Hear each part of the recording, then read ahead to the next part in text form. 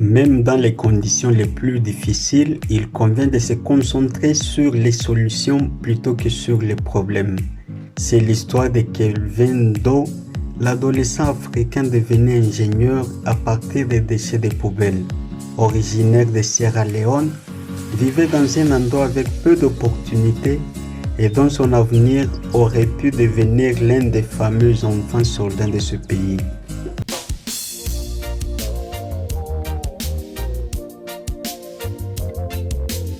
La Sierra Leone est l'un des pays où le taux de pauvreté est le plus élevé en Afrique de l'Ouest, avec plus de 70% de sa population dans cette situation. C'est dans cette pauvreté qu'un enfant avait compris que personne ne pouvait l'aider. Il décida de s'aider lui-même. Sa vie est un exemple qui, même dans les conditions les plus difficiles, il convient de se concentrer sur des solutions plutôt que sur des problèmes.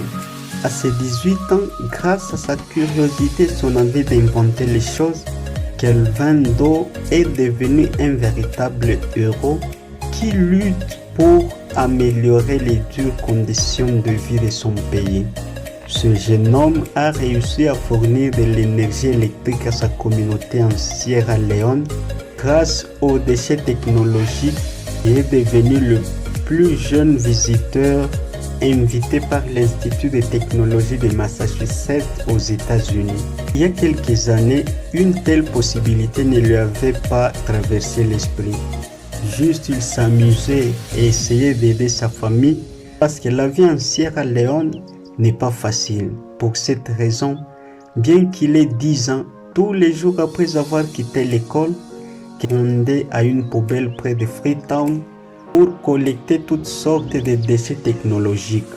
À la suite de cette activité, il commençait à ressentir une grande fascination pour les composants électroniques. C'est alors qu'il est resté avec certains pour les expérimenter. Le grand problème qu'il cherchait à solutionner était que son quartier ne recevait de l'électricité que quelques heures, une fois par semaine. Il devait optimiser le temps et trouver une solution à la pénurie énergétique.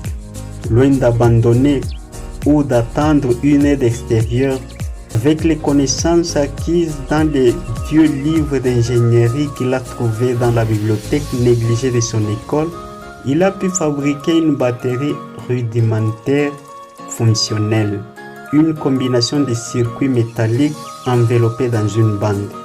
Plus tard, il a créé son propre générateur électrique qui est devenu le point de rencontre de tous ses voisins qui sont venus s'éclairer et recharger les batteries de leurs téléphones portables recyclés. À l'âge de 14 ans, Kelvin Doe combina son rôle d'inventeur avec sa passion pour la musique et créa sa propre station de radio à partir de laquelle il jouait ses chansons préférées, diffusait les matchs de football du quartier et donnait les nouvelles des problèmes de ses voisins car la vie était très dure et il était impossible de transférer les informations d'un endroit à un autre.